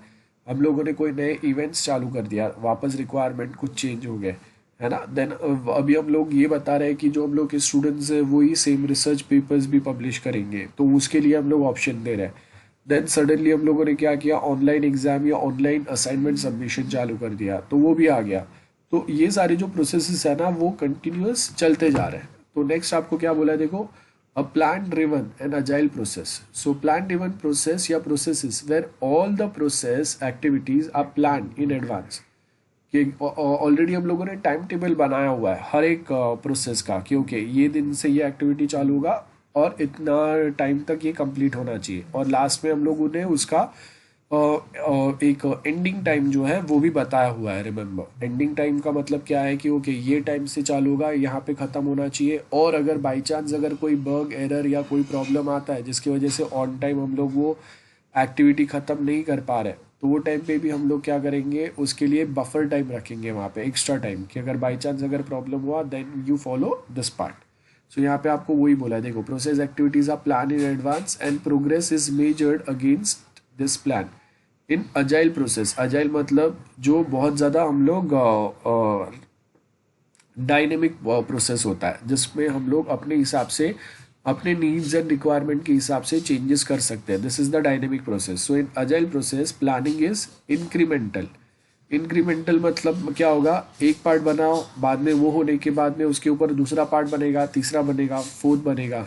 सो इंक्रीमेंटल क्या होगा, टुकड़े टुकड़े में आप धीरे धीरे धीरे धीरे थोड़ा थोड़ा थोड़ा थोड़ा बनाते जाओ, तो आपका प्रोजेक्ट धीरे धीरे धीरे धीरे और आई मीन उसके अंदर धीरे धीरे और नए फंक्शंस ऐड होते जाएंगे, राइट. सो यहाँ पे वही दिया है देखो आपको, in agile process planning is incremental and it is easier to change the processes to reflect changing customer requirements. Okay, in practice most practical processes includes elements of both plant driven and agile process. So in practice most आपके जो practical processes है, क्या बोला यहाँ पे, plant driven रहेंगे. Plan driven मतलब मैंने यहाँ पे प्लानिंग डाल दिया है कि ओके पहला ये फंक्शन बनाना है, उसके बाद ये फंक्शन बनाना है, ये दो बनने के बाद में डेटाबेस बनेगा, वो बनने के बाद में तीसरा फंक्शन हम लोग ये बनाएंगे, उसके बाद में फोर्थ ये बनेगा, उसके लिए इतना टाइम रहेगा, ये सब बता दिया हम लोगों ने. That's plan driven. और दूसरा क्या रहेगा, अजाइल प्रोसेस. अजाइल प्रोसेस मतलब अब यहाँ पे मुझे ज़्यादा प्लानिंग की ज़रूरत नहीं है, मेरे पास 5-10 साल का एक्सपीरियंस है ऐसे प्रोजेक्ट्स पे काम करने का, और मैंने बहुत सारे प्रॉब्लम्स ऑलरेडी फेस किए. सो आई नो कि कहाँ से हम लोग स्टार्ट करेंगे तो स्मूथली कंप्लीट होगा, कहाँ से हम लोग जाएंगे, क्या पार्ट अगर अभी अभी मैं डेवलप करूँगा तो वहाँ पे कहाँ पे फेलियर के चांसेस है, कहाँ से अगर मैं क्या स्टेप्स फॉलो करूँगा तो विदाउट मच फेलियर और विदाउट मच डिले आप बहुत क्विकली काम फॉलो कर सकते हैं, अपना जो टास्क है वो कंप्लीट कर सकते हैं. सो शॉर्टकट्स कौन से रहेंगे वो हम लोग यहाँ पे बता सकते हैं. So agile process are the dynamic one, जहाँ पे आपका क्या इनपुट आउटपुट और क्या रिएक्शन होगा, कहाँ पे क्या चीज़ क्या स्टेप्स फॉलो करोगे तो उसके क्या रिएक्शन हो सकते हैं, ये सब इन एंड आउट पता है आपको. सो वो टाइम पे हम लोग क्या करेंगे, अजाइल प्रोसेस फॉलो करेंगे, डायनेमिक अप्रोच की okay as per the past experience. ये स्टैंडर्ड वे अगर फॉलो कर रहे हैं तो वहाँ पे तकलीफ होता है, टाइम बहुत ज़्यादा कंज्यूम होता है, अननेसेसरीली ये स्टेप्स कुछ फॉलो करने पड़ते हैं, हम लोग उसको कट शॉर्ट करके डायरेक्ट शॉर्टकट वे में आउटपुट जनरेट कर सकते हैं. So will follow that.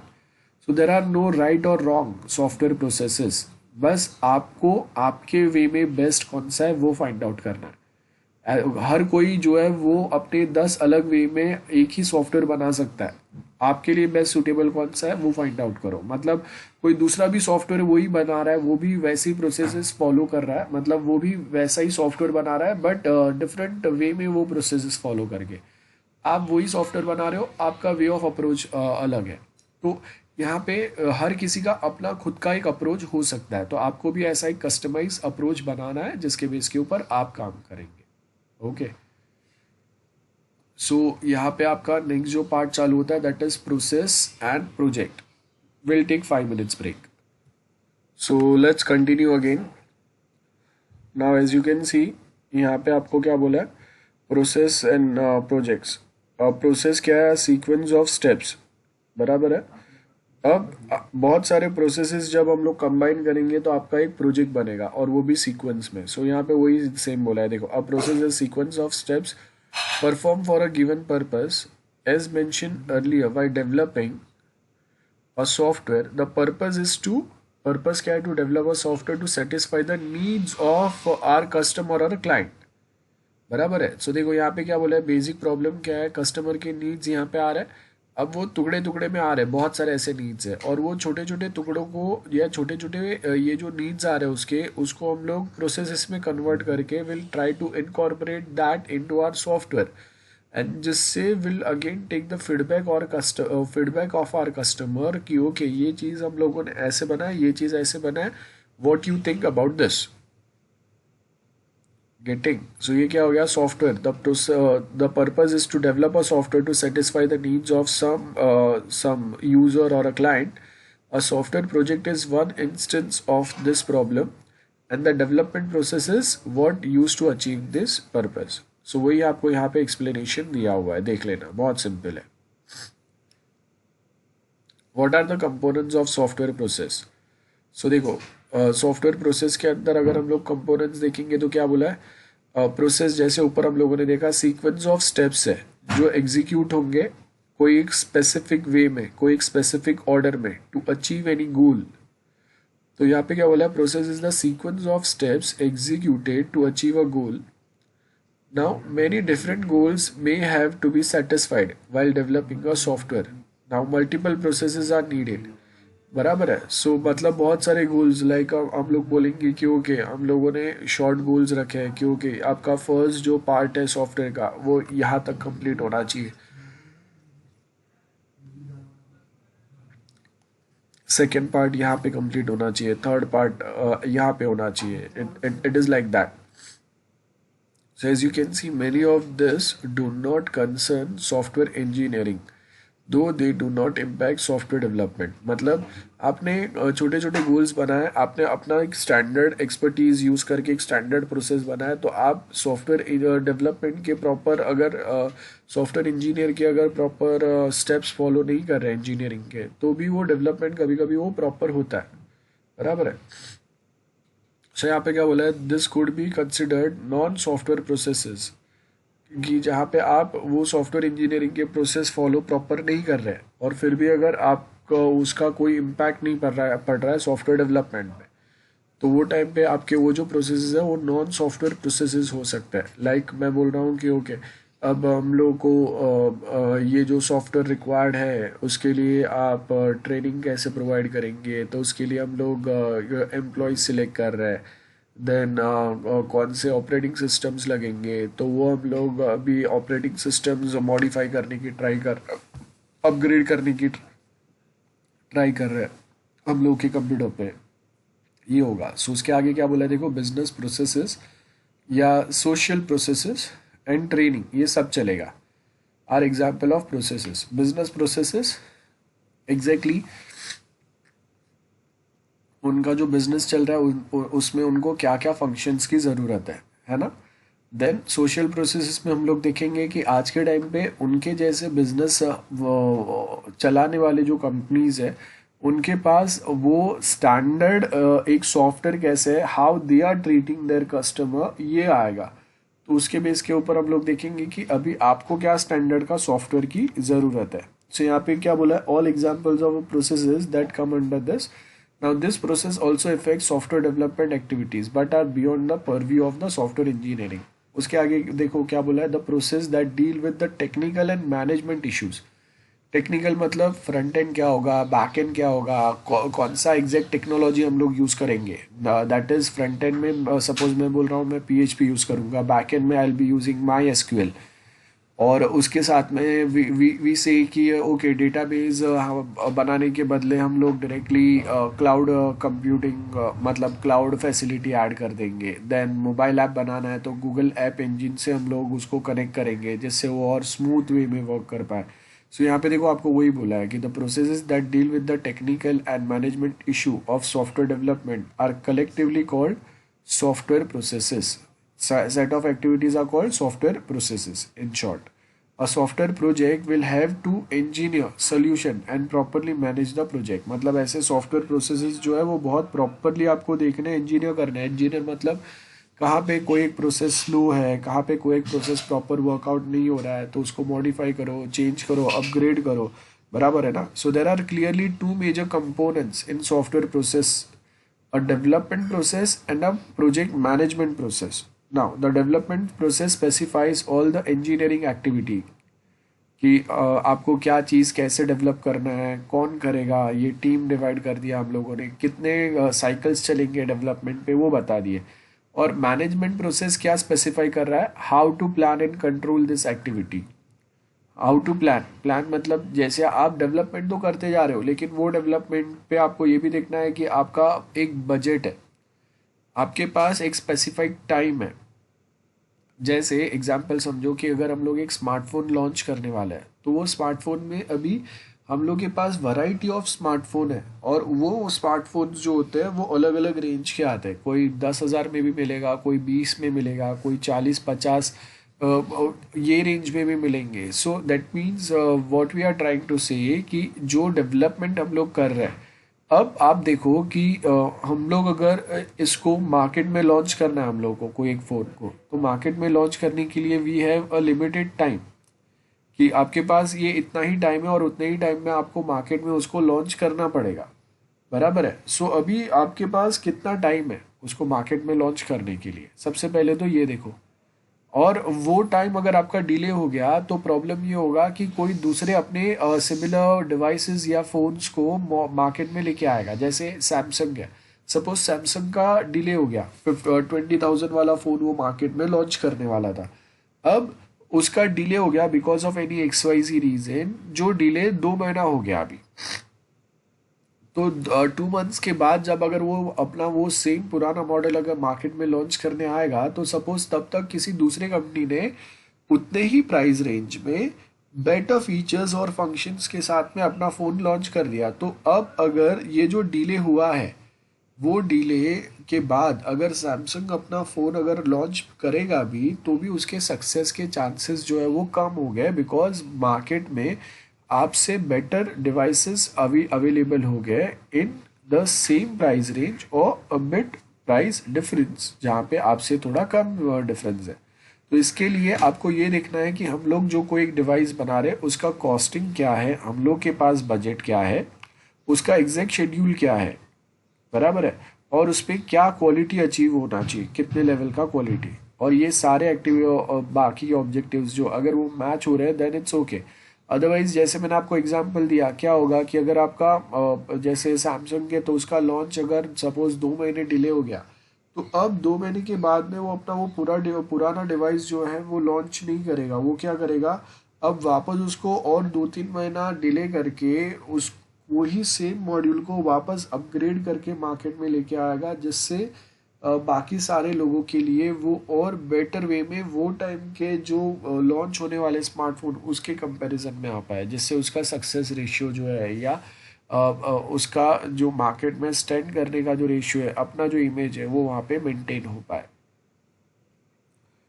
Effective development and project management process are the key to achieving the objective, मतलब बहुत स्ट्रिक्टली टाइमलाइन फॉलो करेंगे, क्वालिटी के ऊपर मैक्सिमम फोकस होगा, और उसके साथ में बजट के अंदर ये सारी चीज़ें करना है। That is what we mean by effective development. So उससे क्या होगा कि आपका प्रोजेक्ट सक्सेस होने के चांसेस जो है वो बच जाएंगे, है ना। सो यहाँ पे क्या बोला है, during project many products are produced which are typically composed of many items. For example आपके पास फाइनल सोर्स कोड जो है उसके अंदर बहुत सारे अलग अलग फाइल्स रहेंगे, है ना, सेट ऑफ डिफरेंट फाइल्स, कोई HTML CSS JavaScript, then object oriented files हो सकते हैं, डेटाबेस के कोई ना कोई वहाँ पे कनेक्शंस रहेंगे। So this item are key evolving as a project process. तो ये हमेशा क्या होंगे, यही कहीं ना कहीं इसमें चेंजेस होते रहेंगे, अपडेट होते रहेंगे, है ना, और इसी के बहुत सारे वर्जन्स बनते रहेंगे। आप अगर स्टैंडर्ड प्रोसेस जब फॉलो करता है ना, तो हम लोग क्या करते हैं, एक सॉफ्टवेयर डेवलपमेंट के लिए एक प्रोजेक्ट फोल्डर हम लोगों का क्रिएट होता है, और वो प्रोजेक्ट फोल्डर में आप जब कभी कोई नए फाइल्स को अपग्रेड करेंगे, अपडेट करेंगे ना, उसके हिसाब से उसका वर्जन चेंज होते जाता है। ओके, सो यहाँ पे आपको देखो क्या बोला, as development processes generally do not focus on evolution and changes to handle them, another process called software configuration control process is often used. और इसका मेन ऑब्जेक्टिव आपको यहाँ पे दिया हुआ है। So there are 3 constitute process focus on the projects and the product and can be considered as compromising the product engineering process. कौन से है वो यहाँ पे आपको बेसिक दिया हुआ है। अब इसमें इतना एक्सप्लेन करने की ज़रूरत नहीं है, ऊपर जो हम लोगों ने समझे वैसे ही होंगे। सो ठीक है, चलो समझा देता हूँ। सो यहाँ पे देखो आपको क्या बोला है, 3 constitute process focuses on the project and product. कौन से 3 रहेंगे, तो सबसे पहले आपको किस पे फोकस करना है वो समझेंगे। तो सबसे पहला आपका जो मेन फोकस होगा वो रहेगा मैनेजिंग, लाइक ओके, सबसे पहले आपको फोकस जो करना है वो देखो यहाँ पे हम लोगों ने कहा गया, हाँ। सो जो मेन सबसे इम्पोर्टेंट अगर 3 कंपोनेंट्स कोई रहेंगे जिसके ऊपर अगर आपको फोकस करना है, सो वो रहेगा कि आपको कॉस्ट, शेड्यूल, क्वालिटी और बाकी एक्टिविटीज़ जो है जिस पे आपको मेन कंट्रोल करना है, और उसके लिए हम लोग अलग अलग प्रोसेसेस फॉलो करेंगे। मेन कंपोनेंट्स आपके सॉफ्टवेयर के रहेंगे development component, project component, process, बराबर है।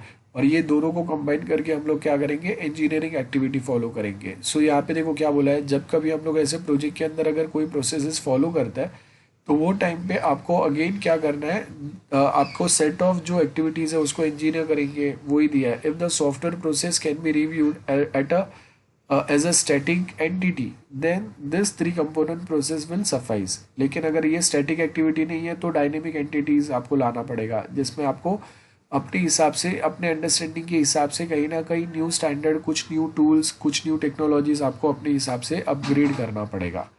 The basic objective of process management is to improve the software, that's it.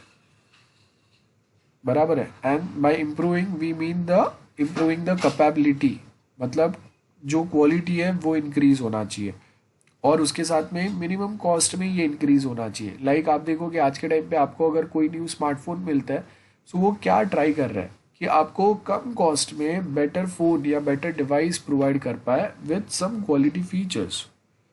और आप देखो कि मोस्ट ऑफ जो 15-20,000 रेंज वाले जो फ़ोन है ना, वही मैक्सिमम सेल होता है। जो आपके पास 50-60,000 70,000 वाले फ़ोन रहते हैं, उसको परचेस करने वाले लोग जो रहते हैं वो बहुत लिमिटेड रहता है। सो आप अगर 50-60,000 वाले पे ही फोकस कर रहे हो और 15-20,000 वाले फ़ोन को अगर ज़्यादा आप अगर वैल्यू नहीं दे रहे हो, then that will be very very negative for your market reputation, because आपके ज़्यादातर जो यूजर्स है ना वो यही वाले हैं in India. This is the real example. So क्या बोला है, करंट सॉफ्टवेयर प्रोसेस जिसको आपको स्टडी करना है, और फ्रिक्वेंटली वो जो प्रोजेक्ट्स डेवलपमेंट हम लोग वहाँ पे कर रहे हैं उसमें कहीं ना कहीं आपको उसको समझ के उसमें अपडेट करने की ज़रूरत है, वही है। सो देखो सॉफ्टवेयर प्रोसेस में आपको क्या बोला है, वी हैव फर्स्ट आपका टाइप क्या रहेगा, प्रोडक्ट इंजीनियरिंग प्रोसेस, और सेकेंड रहेगा process management process. So we basically follow a process management, जिससे आप बाकी के जो प्रोसेसेस है ना उसको ढंग से कंप्लीट कर पाओ। मतलब ऐसा भी नहीं होना चाहिए कि आप विदाउट एनी सीक्वेंस कोई भी प्रोसेस फॉलो कर रहे हो, कोई भी प्रोसेसेस या फंक्शंस आप डेवलप कर रहे हो। नेक्स्ट थिंग, आप जो भी डेवलपमेंट कर रहे हैं वो ऑन टाइम होना चाहिए, ज़्यादा डिले नहीं होना चाहिए। एक प्रोसेस ने अगर ज़्यादा टाइम कंज्यूम कर लिया तो दूसरे प्रोसेस का जो टाइम है वो कम हो जाएगा। That is the basic concept, क्योंकि आपके पास टाइम लिमिटेड ही है। तो हर किसी को अपने, like we have a lectures, तो अगर मैं अपना लेक्चर अगर डिले करूँगा तो मेरे बाद का जो लेक्चर रहेगा वो लेक्चर डिले हो जाएगा। तो अभी वो सेकेंड लेक्चर जो डिले हुआ है वो आगे ये नहीं बोल सकते हैं कि मेरा लेक्चर लेट चालू हुआ तो मैं भी डिले करूँगा, उसके बाद का जो लेक्चर है वो तो वही टाइम में चालू होगा। सो अगर मैं डिले कर रहा हूँ तो उसके साथ में क्या होगा, आगे के प्रोसेस इसमें कहीं ना कहीं प्रॉब्लम हो सकता है। और उसके साथ में मुझे मेरा एक सब्जेक्ट कंप्लीट करने के लिए मुझे एक फिक्स्ड टाइम दिया हुआ है, और उतने ही टाइम में मुझे वो पर्टिकुलर जो टास्क है वो कंप्लीट करना है। उसके आगे नहीं कर पाऊंगा क्योंकि उसके आगे एग्ज़ाम आ जाएगा।